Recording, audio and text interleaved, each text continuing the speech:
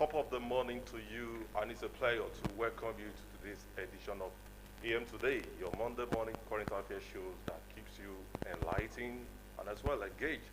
Today definitely is not going to be an exception. It promises to be a very engaging engagement this morning, and we have a very interesting outline to check up this morning. My name is Hales Adijui, and I'll be the anchor for today. As usual, we're going to be checking for stories, making the headlines cut across the national dailies to keep you informed, and then subsequently, it will be time to head straight into our topical discussion for today, speaking of our interview segment. Without wasting much time, let's check for stories making the headlines in the national dailies.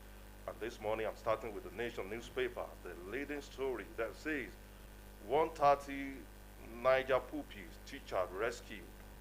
With the rider, no one left in captivity, says Idris. Adoptees to be received by Bago.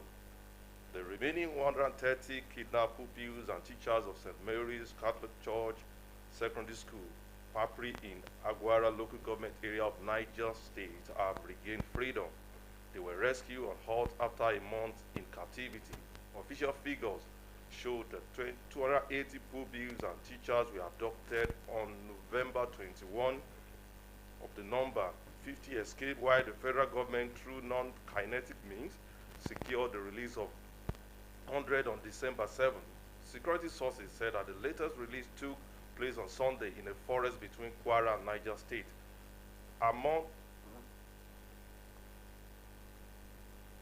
Armored personnel carrier APCs and vehicles from the office of the National Security Advisor were seen conveying the adoptees, comprising 115 pupils and 15 teachers, to Mina, the Niger State capital. Residents said some of the children were evacuated from the national park, a forest reportedly used by terrorists.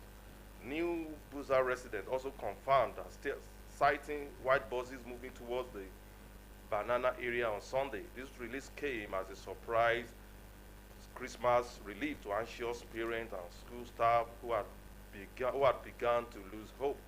A senior security official who spoke on confidence said the three adoptees are on their way to Mina under the heavy security, where they will be handed over to Governor Mohamed Umabago. For details of that story, you know, check the Nation newspaper this morning. Still on the Nation newspaper, taking this story from the presidency. I won't sign central gaming bill, says the president. President Bola Ahmed Tinubu has assured the state government that he will not assent to the central gaming bill just passed by the National Assembly. He insisted that the lottery and gaming do not fall within the constitutional responsibility of the federal government. The president spoke in Abuja during the All Progressive Congress National Executive Committee meeting on Friday. He stressed that as a constitutional Democrat, he understood the limit of his executives and legislative authority. I know where my constitutional power starts and where they end. Tinubu told party leaders, including governors and federal lawmakers. The National Assembly on December 2nd passed the Central Gaming Bill, which seeks to grant the federal government powers to regulate lottery and gaming activities across the state and federal capital territory. The move, however, has drawn sharp criticism, particularly from the Lagos state government, though its Attorney General, represented by legal luminary Chief Wole Olanipepu, SAN. Lagos wrote to the Attorney General of the Federation, Prince Lateef Fagbemi, SAN, warning against the presidential assent to the bill. For details, there is much detail in the Nation newspaper this morning. And still with the Nation, Monguno, how Kabas sideline OSA endangered presidency.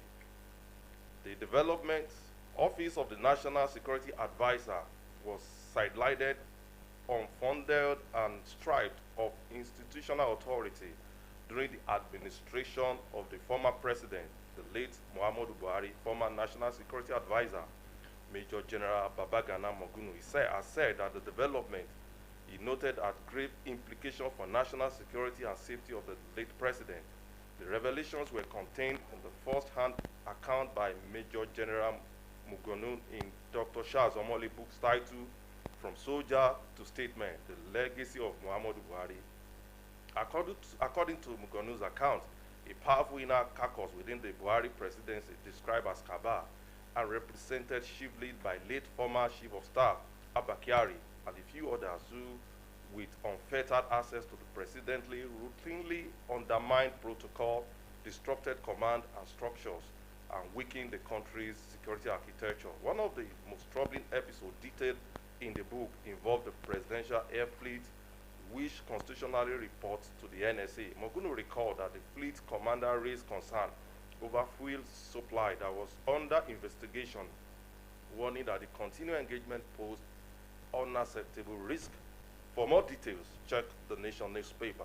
I'm not leaving the Nation newspaper yet, and let's take this security story. Soldiers ambush Boko Haram logistic convoy, kill 21 in Borno. The Nigerian Army troops under the operation of the Hardin Kai have killed more than 21 terrorists in a fierce encounter in Sodri and Kayemala village on Dambo Madiguri Road in Borno State. The operation was carried out in collaboration with the Civilian Joint Task Force. A credible source at the Army headquarters made this known in an interview with the news agency of Nigeria in Abuja. The source said that the encounter, which occurred around 12:15 a.m. yesterday, followed credible intelligence of a large gathering of terrorists along the axis, suspected to be preparing for coordinated attack. He said the troops mobilized and made contact with the terrorists, estimated at 100 at noon on Saturday. According to him, in spite of the attempt by the additional group to flank our forces, troops held their ground, employing superior firepower, and at least 17 bodies were confirmed at the scene, with more suspected as blood trails were observed leading into near butchers. For details, you can check the Nation newspaper this morning. And from the Nation newspaper, I moved to the Leadership newspaper. And taking this political story, Fubara's decision to join APC demonstrates unconditional loyalty to Tinubu, Honorable Mustafa.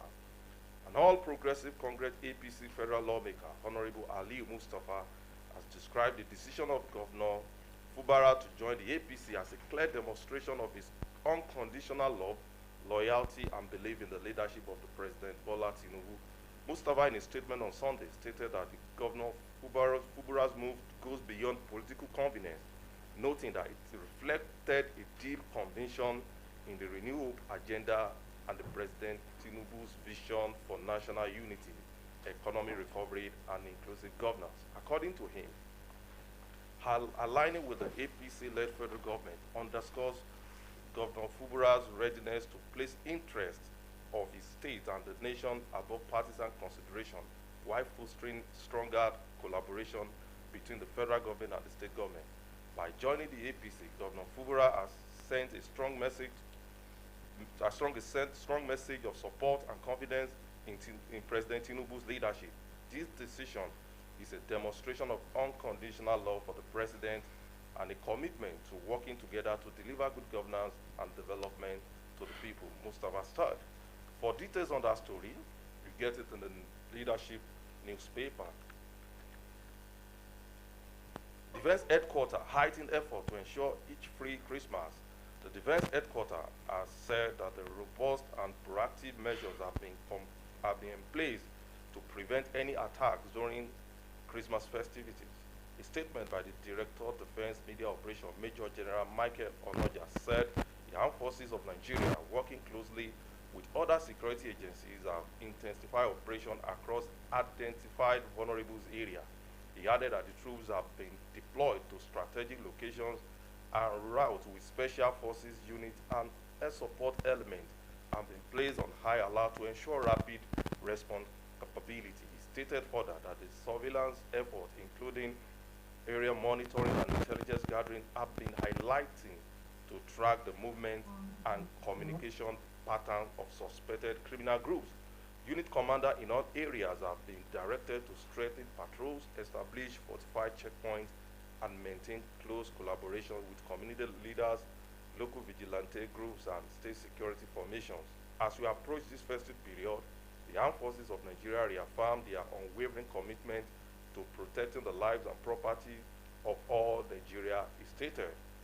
The details of that report is in the leadership newspaper, and from there we move to the Hope newspaper. Ayedatiwa pledges transparency, stronger ties with media. Ondo State Governor, Honorable Lucky Ayedatiwa has reiterated his administration's commitment to transparency, freedom of expression, and closer engagement with journalists, promising a more constructive and mutually respectful relationship with the media in the state. The governor made these assurances during a media parley, hosting media executives at the banquet hall of the government house, Akure, where he outlined his administration approach to information dissemination, accountability, and engagement with the press. Reflecting on the early days of his tenure, which began in December 2023, Ayedatiwa acknowledged the misinformation and unverified narratives often dominated public discourse, creating misunderstandings and tension between press and government. He noted that officials were appointed to correct falsehood and improve communication, communicating in his first formal engagement with journalists in January 2024. Emphasizing the importance of the openness, the governor assured that this dissent would not be suppressed.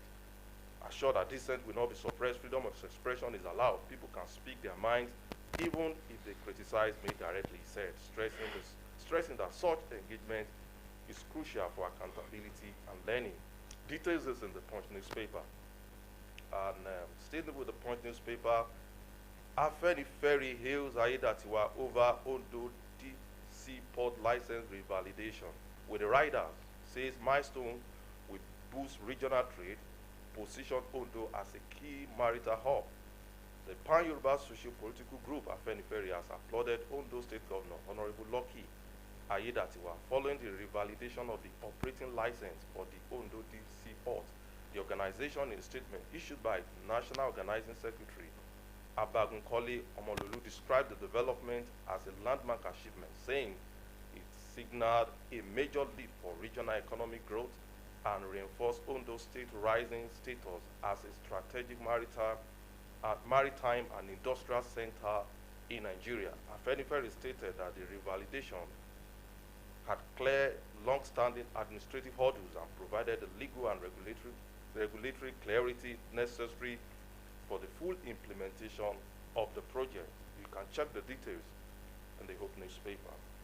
And from there, let's go to the Punch newspaper, and we are taking this political story. PDP crisis. Turaki bloc seek court order to unseal secretariat. The Kabiru Turaki SAN-led fraction of the People's Democratic Party has approached the Federal High Court in Abuja, seeking an order directing the Inspector General of Police and the Nigerian Police Force to immediately unseal and vacate the party's national secretariat and other offices across the country. The request is contained in a motion on notice filed by the plaintiff through their lead counsel, Chief Chris Uche SAN, seeking a mandatory injunction compelling the police to remove all barricades, unsealed, and withdraw from the national headquarters. The PDP National Secretariat was sealed in November following clashes between two rival fractions of the party, one led by Turaki and the other aligned with the Minister of Federal Capital Territory, Nwosom Ike. The confrontation arose after both fractions planned to hold meetings at the party headquarters on the same day. Police intervention followed, during which tear gas was fired, and after which the premises were locked and barricaded. The sealing of the secretariat with barbed wires barricade prevented Turaki-led National Working Committee from holding its postponed inaugural meeting. For details, find in the Punch newspaper. And lastly, let's take this story. Nigeria suffers nearly 1 trillion naira export loss after Trump tariff. The Nigeria exports to the United States fell by 940.98 billion naira in the first 9 months of 2025, even as import from America more than doubled, reversing the trade balance that favored Nigeria a year earlier. Findings from the National Bureau of Statistics foreign trade data have shown An analysis of the NPS figure from first quarter to third quarter 2024 and first quarter to third quarter 2025 showed that Nigeria export goods worth 3.65 trillion naira to the US in the first 9 months of 2025, down from 4.59 trillion naira recorded in the corresponding period of 2024, representing a decline of 20.5% or 940.98 billion naira. Over the same 9-month period, Nigeria's import from the US rose sharply to 6.80 trillion naira from 3.01 trillion naira, as increase of 125.5% or 3.78 trillion naira, indicating that Nigeria brought far from the US than its solid to market in 2025. For details of that report, check the Nation newspaper. And with that, we've come to the end of newspaper review. Now, we take a break now. When we come back, it will be time to have our interview segment. Stay with us. We'll be right back.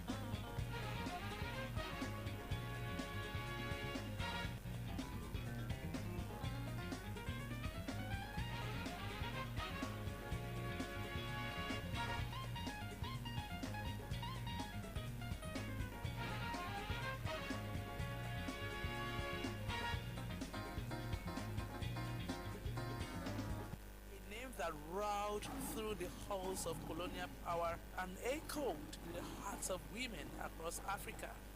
Her name is Fumilayo Ransom Kuti, a teacher, activist, feminist, nationalist, and mother to legends. But before the fame, there was fire. Born on October 25, 1900 in Abeokuta, present-day Ogun State, Nigeria. Fumilayo was born Frances Abigail Olufumilayo Thomas. She came from a family that valued education, and in 1914, she became the first female student at Abeokuta Grammar School. Determined and brilliant, she later traveled to England for further studies, a rare feat for a Nigerian woman at that time. There, she trained as a teacher, absorbing ideas of equality and freedom that would shape her life's mission. On returning to Nigeria in the 1920s, she married Reverend Israel Ransom Kuti, a clergyman and educator. Together, they worked to uplift their community through education. But Fumilayo was not content with just teaching. She saw how colonial rule and traditional structures oppressed Nigerian women, and she decided to act.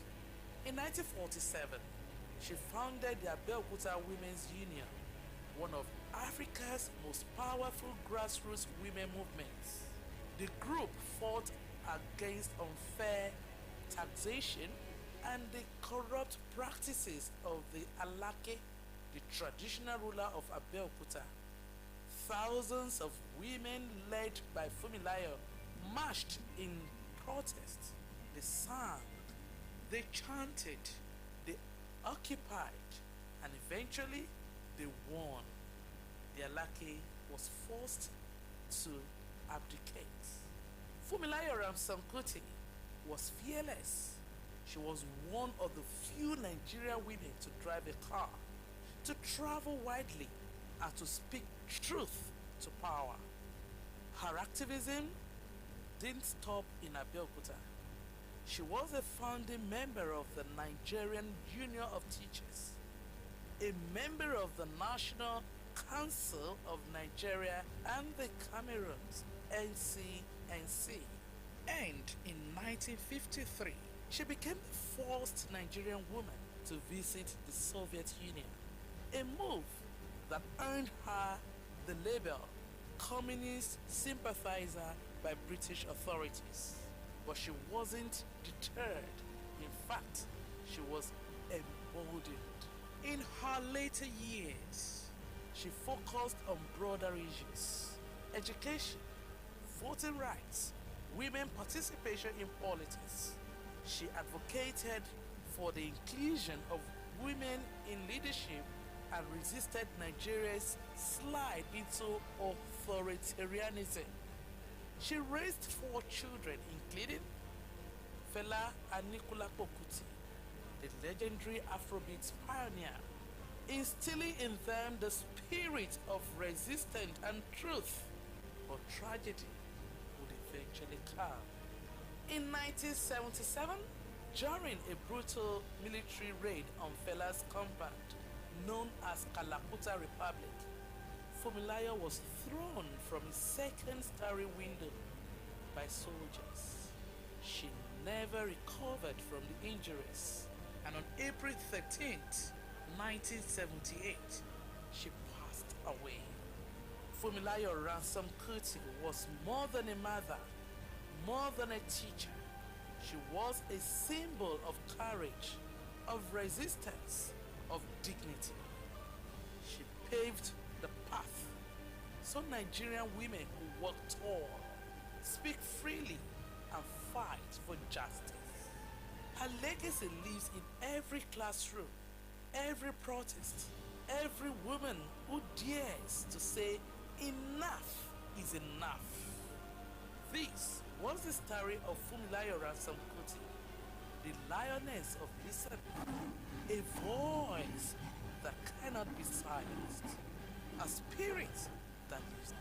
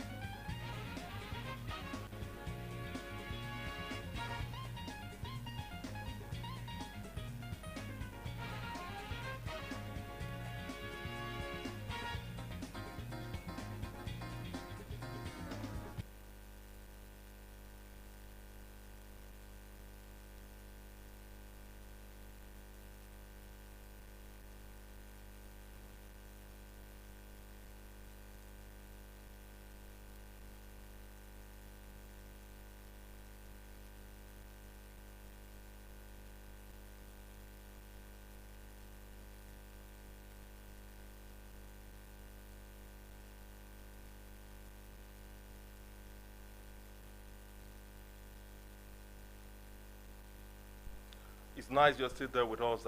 Before we head straight to our interview segment, we would like to do some kind of analysis, dissecting some of the stories we read this morning. And joining me in doing that is Sunday Kolawoli. Good morning, Sunday. Very well, Alex. Good morning. How are you doing? I'm I can very smell fine. Christmas already almost everywhere. Good morning, everyone. Thank you so much for joining us. Yes, many stories have been looked into this morning. On top of the stories, very important is the commitment elicited from the governor of Ondo State, Lucky Aiyedatiwa, that his administration will remain open, transparent, and committed to developing the uh, nooks and corners of Ondo State. He made the promise while hosting media stakeholders at the government house to a banquet in Akure, the state capital. For me, it goes a long way in telling what exactly is the outlook of this administration's effort at ensuring accountability, transparency, and commitment to public good. Telling journalists that, look, you are free to criticize me. Even if you criticize me directly, I will take it in good faith. I think it's a right step in the right direction for an administration that wants to succeed. What do you think? Absolutely. Still in line with the freedom of expression, the governor coming out to say that the media, that they are free to do their professional job, to discharge their duty, irrespective of what is on the table. I think it's a laudable development coming from the governor.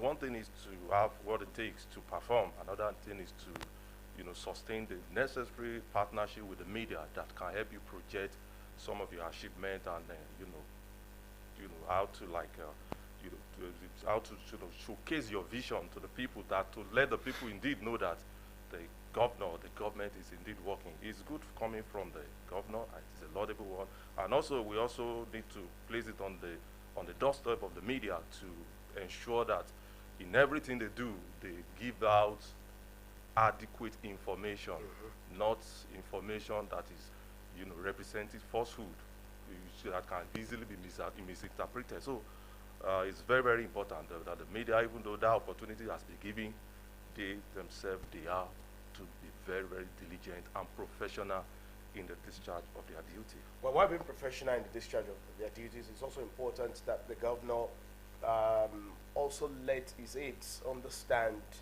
his posture to constructive criticism. It's one thing for the principal to say, look, I am open to criticism. You could criticize me, you could put me on my toes so that I could do more for my people.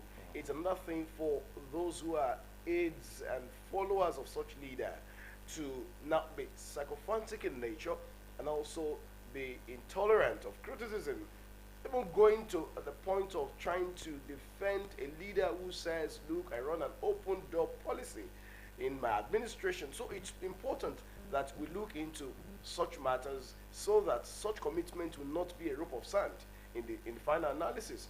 It's also important that every follower must understand the place of responsible followership. That you are doing all of these, apologies to Baida Shola Dishafe will say kurukere followership. It doesn't make sense.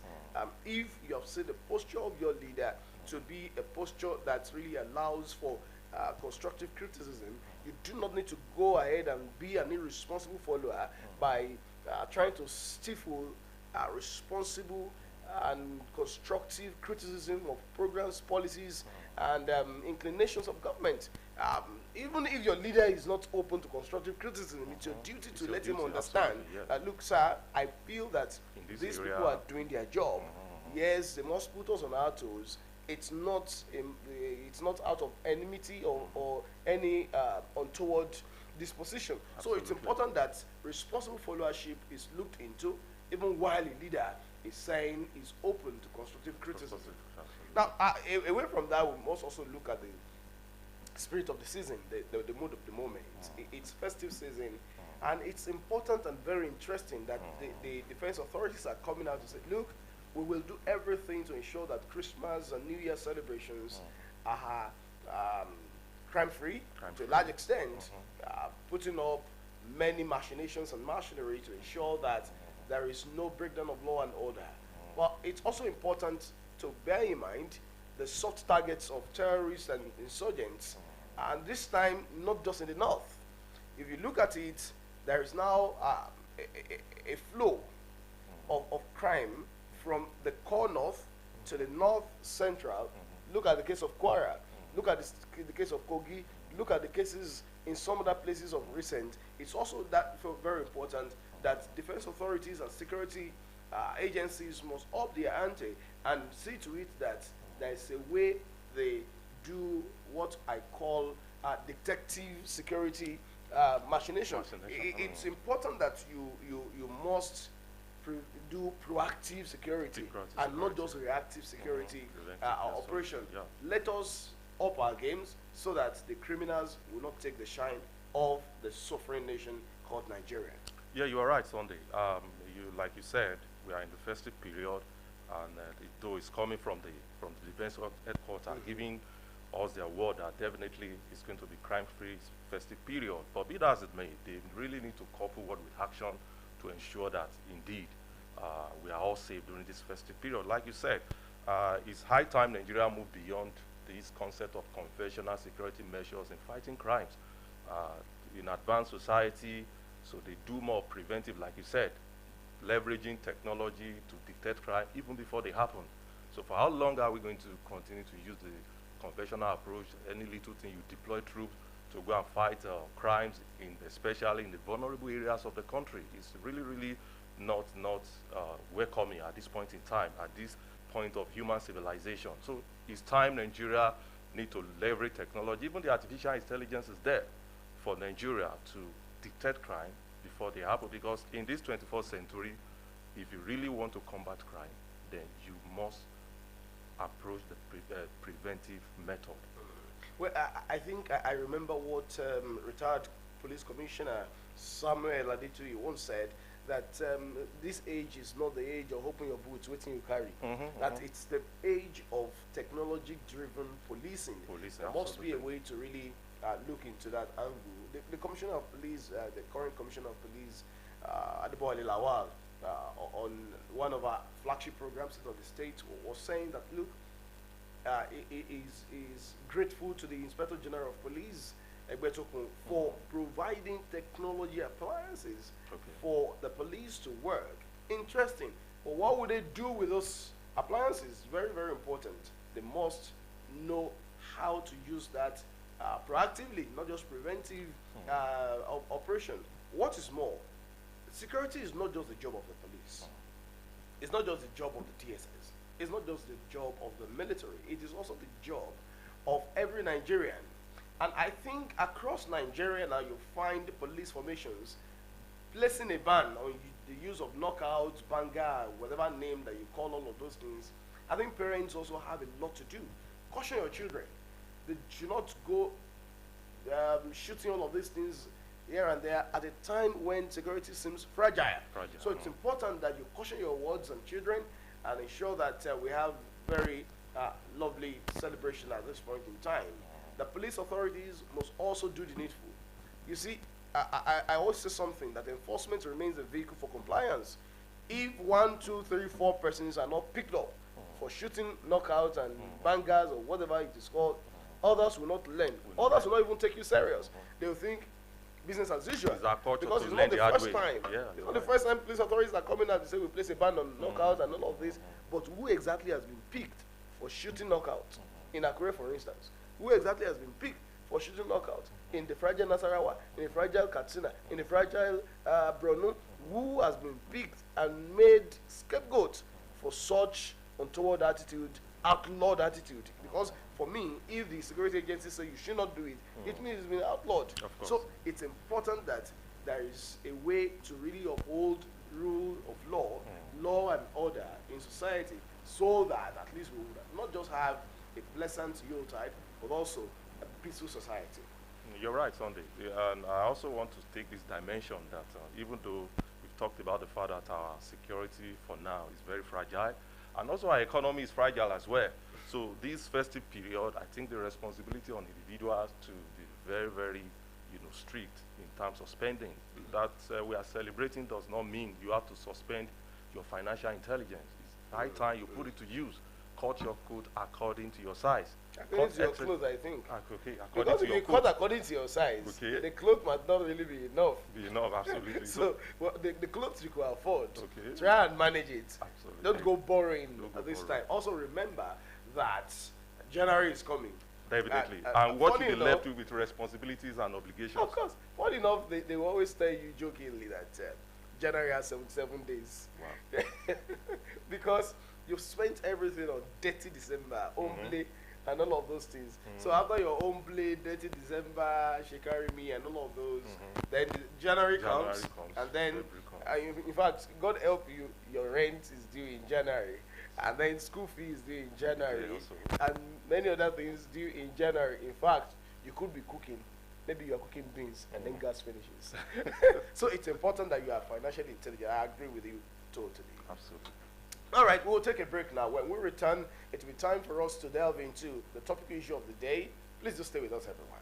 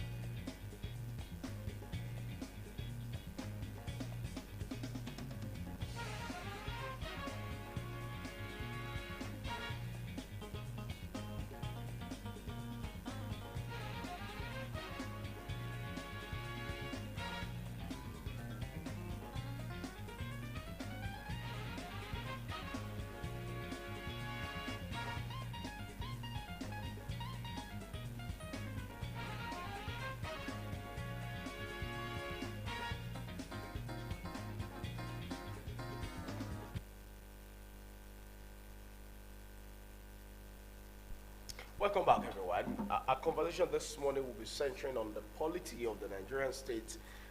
Specifically, we'll be looking at the crisis rocking the People's Democratic Party (PDP) and its fight for a regained identity. Let's have this conversation with a political. It was probably the party that had the national, the requisite national spread and the build up to the elections that brought the 1999 democracy. And from 1993 on their campaign grounds, you would always hear them say that they are the largest party in Africa, and that they would rule the country for around 50 to 60 years.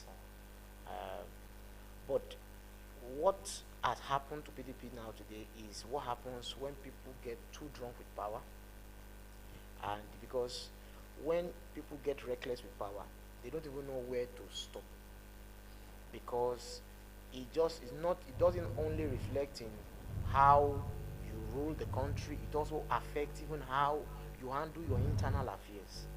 And we discovered that the moment PDP started handling its internal affairs in a very terrible manner, especially between the 2014, between around 2014, 2015 era, the slide downwards began. And I would just really remind you that you remember that under the President Goodluck Jonathan administration, remember that there were problems. Some of the party members who were elected officials had problems with the First Lady at that time. You had Tambuwa who had issues. You had Rotimi Amechi, Power Tozu who had issues. Eventually, which led to the breakaway that happened, that brought about the APC, and then ensured that PDP lost the presidential election. Now bring it down now to the last election, and you must also look at a party that is already in the opposition, that obviously had not gotten used to being in the opposition because they had always been at the center, always. By the time they were in opposition in the post-2015 era under the Buhari administration, you could see clearly that this PDP are not used to being in the opposition, and it reflected everywhere, not just only at the national, at all the state level. Particularly even if you look at Ondo State, the PDP was not playing the role of opposition as it should. And then clearly by the time it was time for the Buhari administration to leave the stage and for elections to happen in 2023, that was another ample opportunity for the PDP to get it right and win the favor of the Nigerian people. Because Nigerians will tell you today that the prices of things, goods and services, some people will debate that the economy was better under the PDP era than the APC era. Such a party should have ensured that it took side with the people in the 2022, 2023, and the 2023 election. But you saw them, when they wanted to zone again, they said that they have no stand on zoning. They ensured that the ticket again ended up in the hands of Alhaji Atiku Abubakar. And for me, I felt that that was the final nail in the coffin of PDP. And now that has led us to where we are today, where probably maybe only there's 3 governors now are left in the PDP. And so if you ask me what is the reason for it, I feel is political recklessness. I feel is political recklessness on whose on the part of because many have also said that the ruling party is fingering the brain of the PDP so that it will not be a threat to its 2027 ambition of continuity. We must not model things together. I, for one, believe that there are sinister moves by the party in power to ensure that there's instability across board in the political space. I believe that. But that's what has just started happening in the last 1 year. So you don't believe what the president said, that he's not having any hand in it, that it's not its duty to organize? No, I don't believe. I so have inside information to know that some things are happening underneath. I know that. But what are these things? I will come to that now shortly. But you cannot excuse that as the reason why PDP is what it is today. Because you remember that in the year 2022, all southern governors had a meeting in Asaba Declaration, to declare that they are all united across party affiliations, that the power must go down south. You would expect that a party that is in the opposition, that wants to appeal to the sense of justice of the Nigerian people, will do well to instantly say the presidential ticket is going to the south, and allow the southern aspirants to just look for the ticket. But the PDP kept playing to the gallery, acting as if it was in power when it was already in the opposition, and said we're not going to zone the ticket. And then you started having elements like Peter Obi leave the party to go elsewhere, and then eventually the ticket got into that was when the nail end was put on the coffin of the PDP. And that's why you have this downward spiral. So they cannot immediately say that the problem they have is the party in power. No. They can't say so. You feel it is self-inflicted? Because it was the breakout of Alhaji Atiku Abubakar's emergence that brought out the Wike phenomenon. Okay. And also we can say, okay, I thought I was going to emerge as a presidential candidate, because you remember the convention that night. Wike was almost so sure he was going to emerge as presidential candidate. He said it, wherever the party goes, that night, he was going to align by it. But Alaji Tambua came up stage just before the voting started to say that he was stepping down from the race and was asking his support base to go for Alaji Atiku Abubakar. That was what. So immediately it was clear that the general body language of PDP was towards Alaji Atiku Abubakar. And immediately that happened, Wike, I felt, and from what we've heard, that he wanted to still be running mate. And as soon as he was not allowed to be a running mate, the man just said, okay, it's going to be a straight-on war between myself, and the PDP. And that is why we are what we are today. And you see that APC has just simply helped PDP. How did he help PDP? Sorry, Yeah. sorry to Okay. cut into your flow. Yeah. Speaking of Wiki, Yes. you know, he's a member of the cabinet of Tinubu's-led APC government. And he says he's still a member of He's still a PDP. member of the PDP. Then Yes. why is this so difficult? Nobody like this normally says that no individual can be greater than the party. So Certainly. why is it so difficult to expel Wiki? At some point, during the elective convention in Ibadan, it was Wiki and some members of the PDP due to anti-party activities were expelled. Finally. But in the aftermath, we heard that Wiki took over the national secretariat of the PDP in Abuja. Why is it so difficult? Why Wiki is this powerful?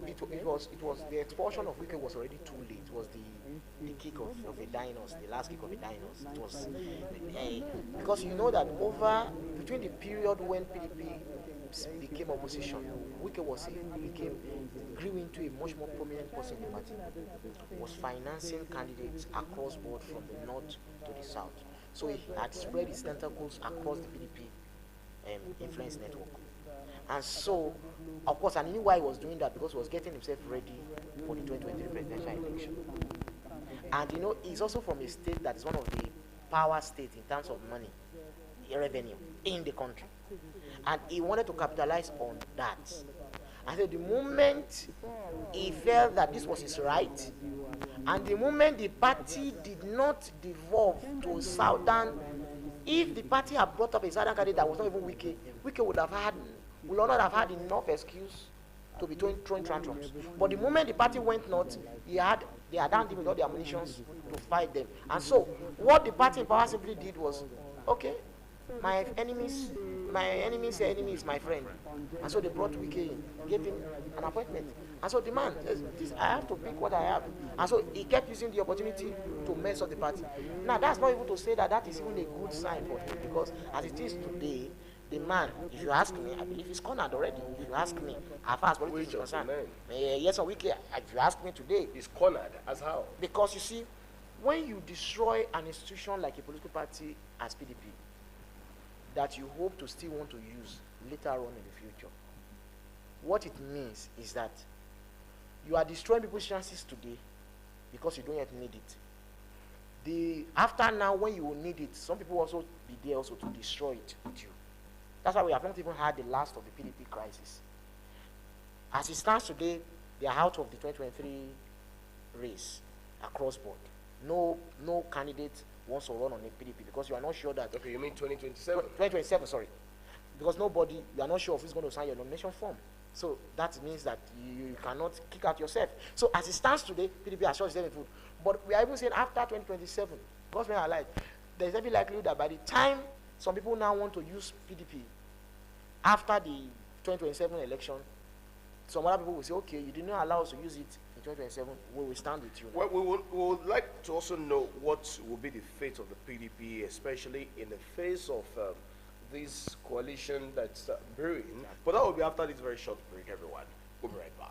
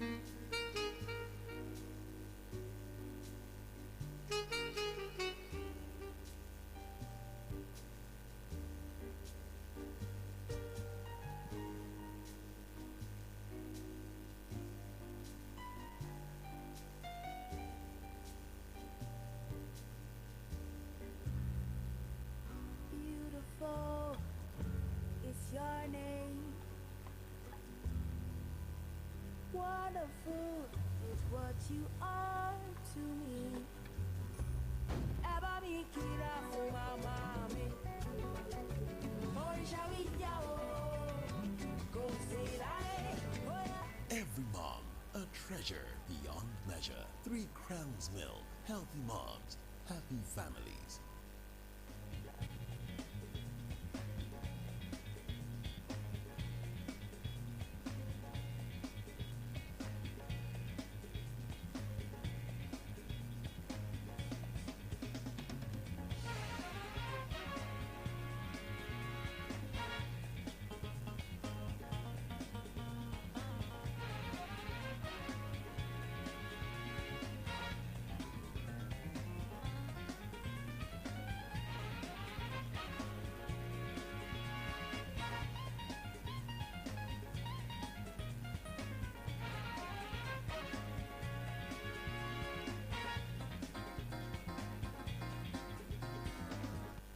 Welcome back, everyone. It's them today, and of course, we're discussing political issues surrounding the opposition People's Democratic Party (PDP).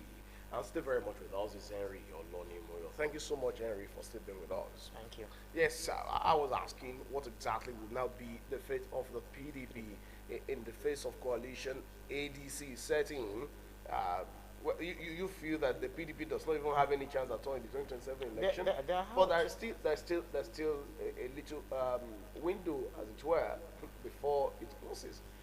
Yes, because if you see the way PDP is now, they say they've expelled Yeson Wike and others, but Yeson Wike also has also felt he has also expelled them also. So what you have is just going to be a parallel system.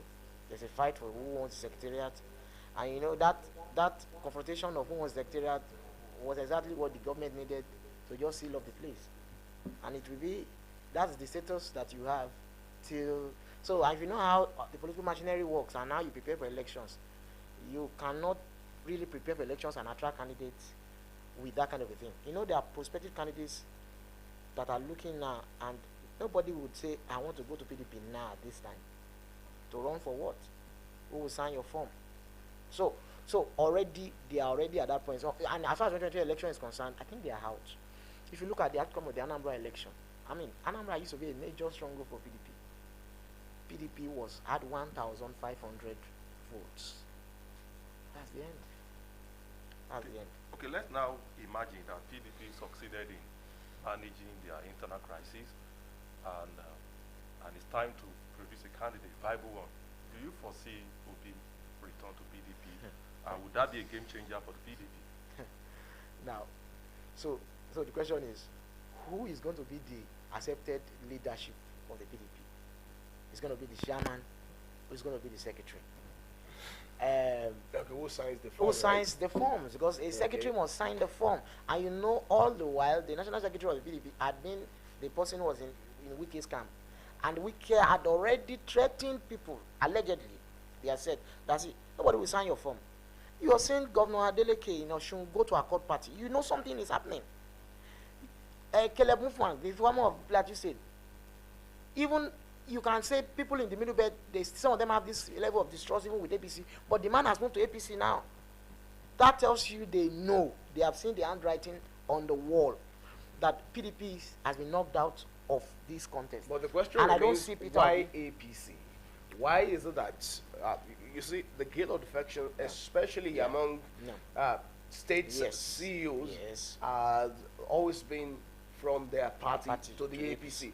Why not to the ADC? Except for Osun case that went to a court party, and that's because of the internal wranglings. We do not want you songs that played out in Osun. So why APC? That is why the people, some people have also said that the party in power also has had an hand in some of the instability that is happening. Because clearly now you see that they have clearly said, see, everybody wants to come in. You are free to come in. But I think APC should learn a lesson also from the fall of PDP. You foresee an implosion? If you look at the APC machinery as it stands today across the country, only one glue is holding the party together. Only one glue? The ambition, presidential ambition of President Bola Ahmed Tinubu. Even in Ondo State today, you see support groups who are fighting among themselves, but the only thing that unites all of them is it. One of the reasons for the fall of the Roman Empire was because it became too big, too large to administer. It became too big, too large to administer. So it capitulated internally. And if you look at what's happening with APC, strain bedfellows, a lot of coming in, such that even original APC members who had probably contested in the last election, now their chances are in flames. Henry, just a moment. Yeah. So you feel it's just the presidential ambition of Bola Ahmed Tinubu that holds the APC darling to the governors, and then they are going there and all of that.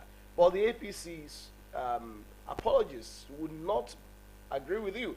Many people believe that the sterling performance of the APC-led federal government is responsible for attracting the bigwigs from other parties into the party. The sterling performance. Even people in the government will admit that they have challenges that have not been surmounted yet.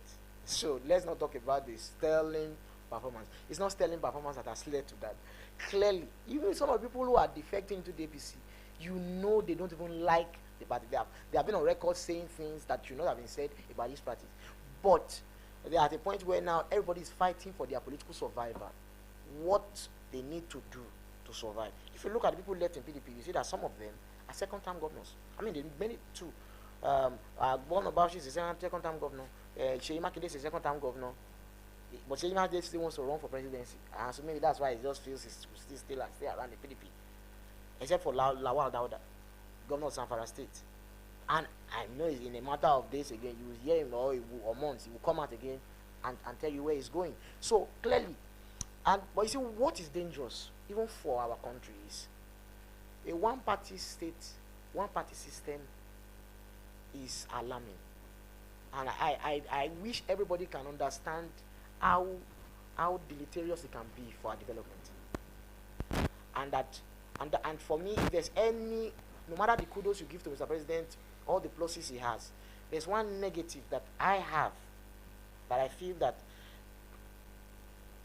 his political philosophy is that I can serve the people, roll out my political machinery by ensuring that everybody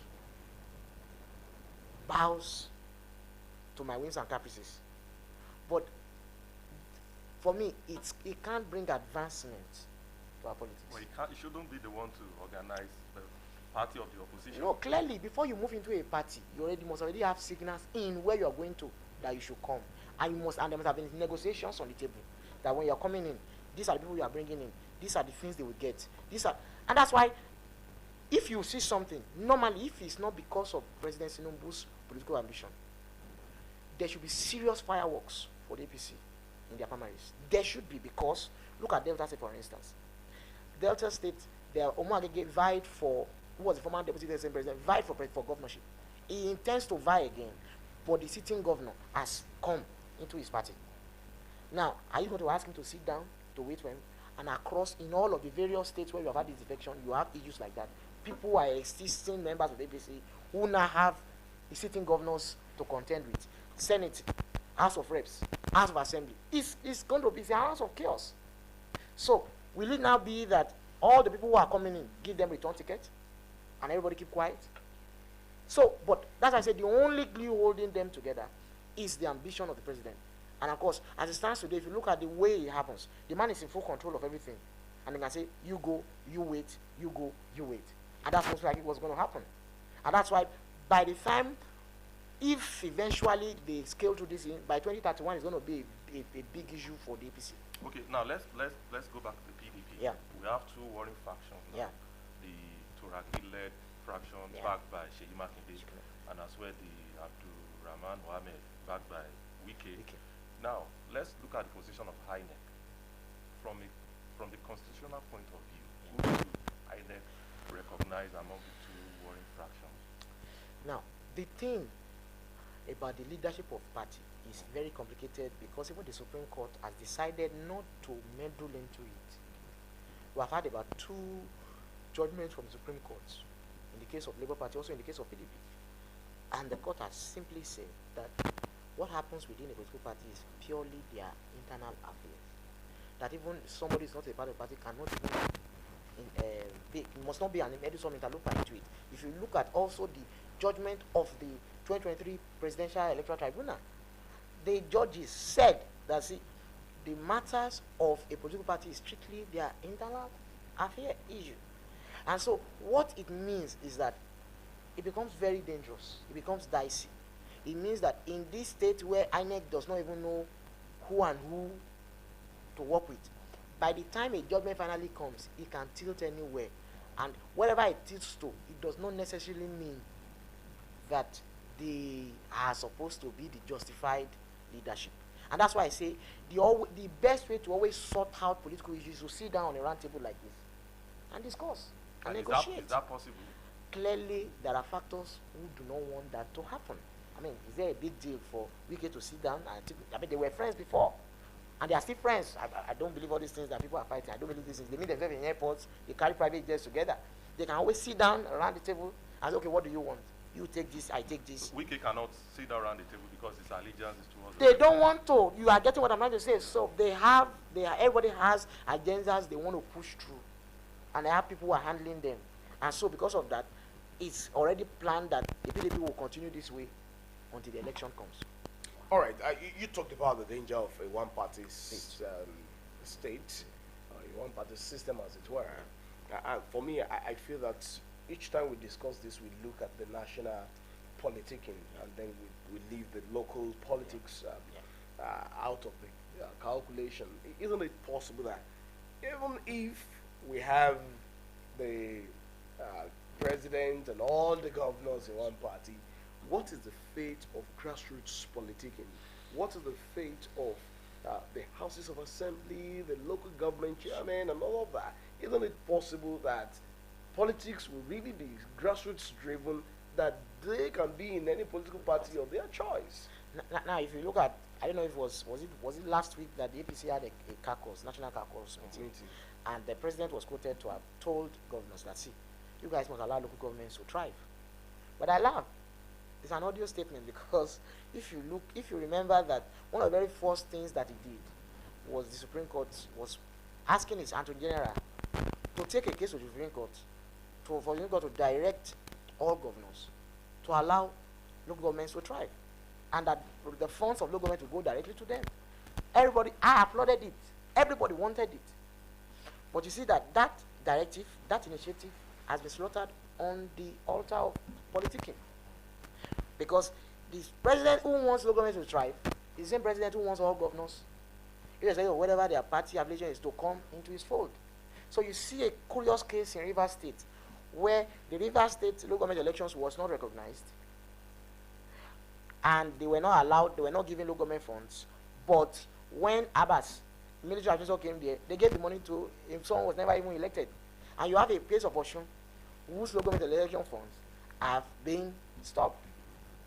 So you see that the problem of one party state, even when you have good initiatives, you sacrifice on the altar of politics. Even at the state level, look at the local government level. People in government need people to put them on their toes. And if we do not have that, look at even as we are breathing today because, and we are alive today because our heart is under a certain level of pressure. If our heart loses that pressure, we fall dead. Every young man who wants to be something in life needs a certain level of pressure for him to get going, to leave his comfort zone. Our leaders will not do the things they need to do. But if they have somebody checking their budgets, checking what they are doing, where they are going, checking their performance, comparing with others, then everybody will sit up. But if we have a system where everybody, look at what they are saying about the forged tax laws now. If we had quality representation across board in the opposition in the National Assembly, that would have been nipped in the bud, even before it got to this stage. Dangers of a one-party state. I quite agree with you that adopting one-party system is detrimental to our democracy. I agree. But do you see the ADC becoming a formidable opposition party, particularly for the next election? So I'm not going to mince words. You see, the ADC, they are playing a very funny game. Now, clearly, they know that PDP is no-go area. They were trying SDP. SDP was already blocked.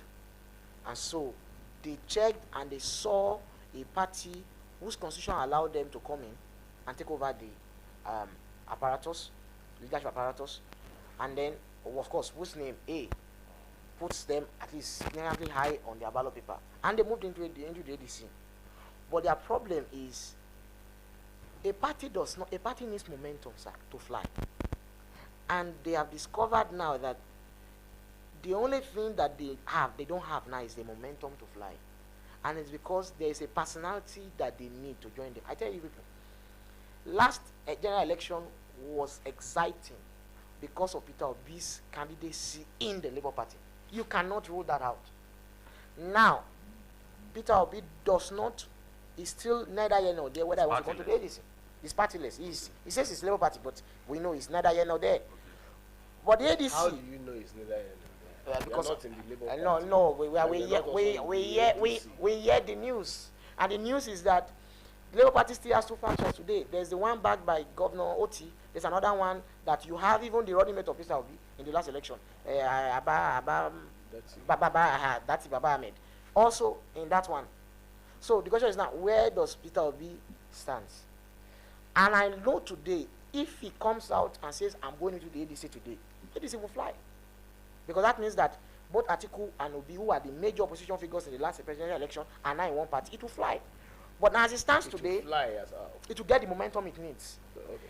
ADC is lacking momentum. Who flies the flag of the ADC then? That is the problem. That is the big issue. That is the big issue. Because it appears that she wants to fly the flag of the ADC. I mean, she's not even the problem. The problem is Atiku Abubakar. And it's always the highest bidder. Because they know if you go into any primaries with Atiku Abubakar, it's very likely you will lose. You will lose. Because if you look at the way the ADC has been structured out now, and the people who are taking strategic positions now, they look more like the people who work for Atiku Abubakar. Even the office that they used as their national office was a place that was used by Atiku Abubakar at some point. So the other things on the wall, that it appears that we are preparing this thing for an Atiku Abubakar to emerge. But if today ADC comes out and says, we are zoning to the south, then you will see that the ADC will kick off sporadically. Let's come back to the issue of the PDP. Yeah. Who saves the PDP? Who saved the PDP? So I also believe, I do not believe that PDP is completely dead. Okay. But you know, there are matches that you have to sit out. There's what you call technical knockout in a bout. Anthony Joshua knocked somebody out some days ago. Now, that man is still going to fight, but it's not that fight again. PDP is still going to fight, but not this one. And I believe that after this presidential election, this set of elections, the PDP will still be available to be used. By that time, everybody's eyes will have been clear. Those who will be licking their wounds will lick their wounds, because some politicians don't become humble and they don't calm down until they have burnt their fingers.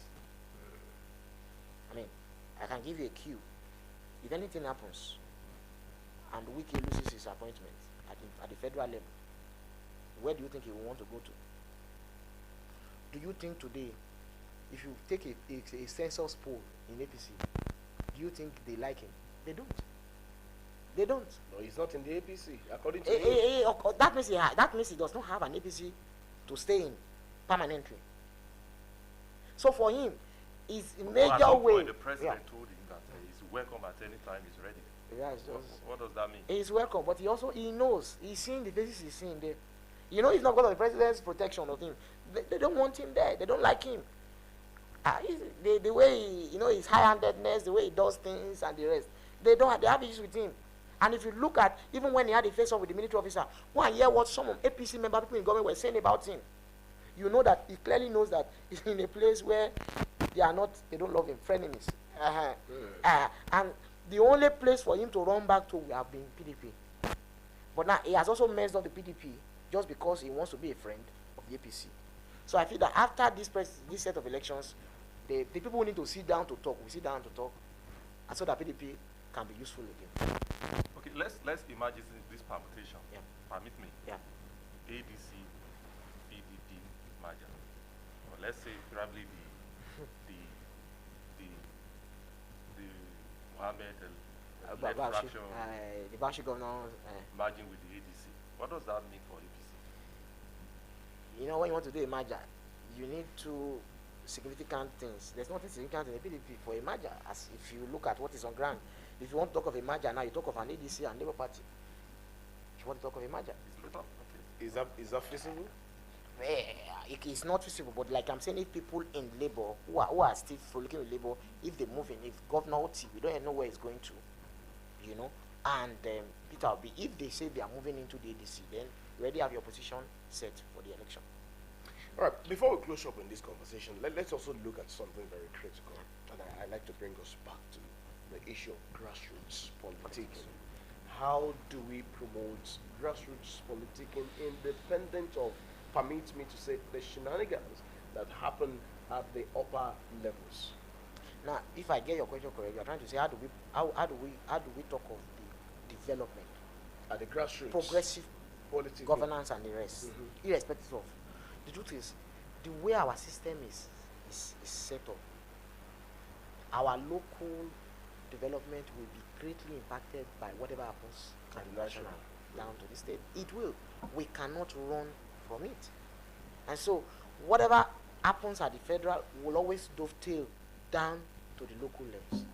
And until we have a way to ensure that our politics does not disrupt our governance, we are not going to get to our land of promise. So it's a call to action that, see, let's play politics, but let's separate politics from governance when we need to. Or before you leave that line, there are political parties, you know, hardly hear their names. There's the PRP, there's the ANRP, and so on and so forth. Yeah. And you belong to one of these parties at the point. So what Okay. exactly is the problem with all other political parties, that it seems that most times we only talk about a three Osrc, if not APC, it's PDP and it's Labour Party. Yes. Others are almost non-existent, so to say.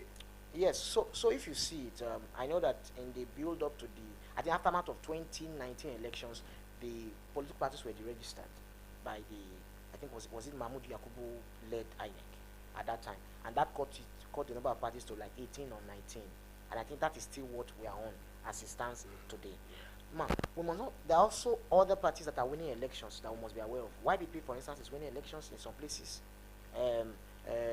So there are parties that are doing well. The only problem now is for a prospective YPP is candidate. winning election in some places. Yes, it's winning. It's At winning. what level? No, they used to have a senator until he decamped, the late Ifeanyi Uba, for the last election. The Plateau State Speaker was from YPP. He just stepped down. Plateau State Speaker to speak. So there are what I'm trying to say. And if you look at the Anambra election, YPP was second to the party that won. What was the party that won? APGA. One was third. Was it third or second? I can't remember the position. What I'm trying to say is, candidates who want to come in now, most of them, they feel that their chances are best enhanced when they sit with the party in power. But the same thing we have seen also in recent times is that some of these political parties that you have not heard of their names, in the coming future you might start to see them pop up. It's a prediction I make, because if some big parties like the PDP are crumbling, you will soon start hearing. We're talking of ADC now. Who was talking about ADC 4 years ago? So you start seeing these things happening in the coming elections. Okay, now let's talk about INEC now. Yes. You know, it's easy for INEC to deregister parties that are not up to in terms of meeting the performance, standard procedure. But why is it so difficult for INEC to possibly deregister all these major parties? Can they be empowered to that point? Because when you look at the way an average Nigerian politician thinks, he sees political parties as a vehicle to realize his political ambition. So what can we do to actually empower INEC to deregister any party that is not promoting internal democracy, irrespective of the people there? So you see, until we say we want to really build, because political parties are institutions, and they are supposed to be institutions and pillars of democracy. Until we say we want to really have certain set of political parties that will be funded properly, with their leadership structure properly funded, and the rest, and they run as institutions as they should be, we will not have that, because what is present today is money bags take over this party. So whoever pays the piper dictates the tune. So I'm the one that is financing it. I can decide that this is my candidate. My brother or my cousin will be the candidate. Move anybody. That's what happens. So that arbitrariness is happening because parties are not funded, so they need to get funds from whoever has the money. And whoever has the money carries the day. So until we have, maybe if it's 2 or 3 or 4 political parties that the state will fund, and they have their own different ideologies, and so whoever wants to contest must go under these 4 parties. But the rest of those parties, no, our tenure is from year to year, after which we must do what we need to do. And there are sanctions if they don't do the things they need to do right. You have parties working properly. Then you will not have a situation where you say you are a governor of a state, then you are the leadership, you are the leader of the party in that state. No, the state chairman of the party should be the leader of the party in the state. And at the national, until that's when we want to run a party as an institution, as it should be. Party supremacy. Party supremacy. All that. If we have that, then there will be a bit, everybody will sit up. But today, people just conduct sham of primaries. People are disgruntled, people are angry. And then tomorrow again, somebody can ask his younger brother, his cousin again, come and take this place. And nobody will talk because they are the one financing the party. So if we want to go back to that era, fantastic. So the nucleus of party supremacy will be in its financing. Financing. If it is owned and financed by members. Not just by members, by state. State fund it because, because must separate state from the party in power or the government in power. What I'm saying, therefore, is that until we find a way that it's the members that own and finance the party, own and finance that's party. when party supremacy can really be. Yes, I'm saying the finance is not just members. State can finance parties. So what would then you know what's happening in the SDP era? That's an era. What do you mean by if state? you come to this era now, is it possible for the state to finance a party and then it will still be independent of the ruling? That's what I'm trying to say. It's possible. So the question is, where does the funding come from? We can separate the funding. The funding can come directly from a source where the president does not have an input. At the time when we are talking about financial autonomy for that's what I'm executive, for legislature, for judiciary, and it still seems to be we need to make the laws. There was a time in this country, even under just 1999 year, when before ministers are nominated in a political party, the party will interview them. They did it under 1999, 2003. PDP did it. So whoever the party says is good to go is who the president will now pick at his list and say send to the National Assembly. So party has done its own internal screening. Today, the party chairman will read of the nominees on the paper, just like all of us are reading it, because the man has gone ahead to just put it through. So are you saying we need to? If we want to have 3 or 4, and we want to say this is leftist ideology, rightist, welfareist, this is this. These are the various stuff we have. Let everybody play along this line. Let's fund all these parties from time to time. It appears joking, but see, we are at a point where we must consider all the options we have, and ensure that they are funding. Henry, do you think this issue of funding by the states could really fly? Especially, let's be realistic. Do you think it can fly? So until Nigeria can be able to separate the things it needs to do from whoever is in power, we are not moving. Who funds INEC? That's what Who funds states independent electoral commissions? Say. You see electoral reforms, and yet we still having all of these allegations. No, okay. So if you look at INEC, if you look at INEC, if you look at INEC, for instance, INEC is already getting closer to the place now, because now INEC has an independent source of funding. It's coming directly from the CBN. Now, but the problem INEC presently have now is CBN that is the bank of the federal government. No. As it stands today, it's the bank of federal government. But you see, CBN has the things it needs to do normally. Now, you do know as INEC is today. Now, the only problem INEC has today now is that the president nominates his national commissioners. If today the national commissioners and these people are not nominated by the president, chairman, if it doesn't happen, you see that clearly INEC will operate as it should. So now, INEC cannot be starved of funds. They have their funds come directly. Whether the president wants, they don't need the approval of the president to get their funds. That is what we are saying we should have. Where the president knows he has the power, but he knows he does not have the power to touch their funds. But the appointment of the INEC board is still the prerogative. That is what we are saying. That's what electoral reforms that was sat on by the Justice Lamalu Wise said that, see, the president should not nominate the INEC chairman. INEC National Commissioner should not be nominated by the presidency. That it should be subjected to another different place where the public will vote and decide who should. Henry, a whole Yes. lot we Through still have to meritocracy. talk about, but time is really not on our side. But as a matter of final analysis and comments, where do we go from here if indeed development would be our focus in the contemporary Nigerian sovereign state? So, in the build-up, just 20 years before independence, the Western region was largely developed by the philosophies of a political party, Action Group. By the time they became UPN, you could see the trademark of their philosophies across the states controlled by them, including on those states. So, when a political party dies, like the PDP is dying, it's a cause for reflection that an entire institution can be completely submerged because of one or two individuals. And that tells us that what we call democracy is really, really shaky. If an institution like that can just go down and the agents of government can watch it go down the drain, what else cannot go down the drain? Well, that's a big pull, sir, that everyone must really look into, especially as a case of ensuring that institutions are stronger than individuals. I thank you so much, Henry Lodimoyo. Thank you for sharing your thoughts with us on AM today. Everyone, it's been an interesting conversation, I must say. And of course, we've had, at some point, fireworks, as it were, looking at issues of governance and politicking. Thank you so much, Henry, for coming. Everyone, thank you for being a part of the Outlook. It's been an interesting engagement.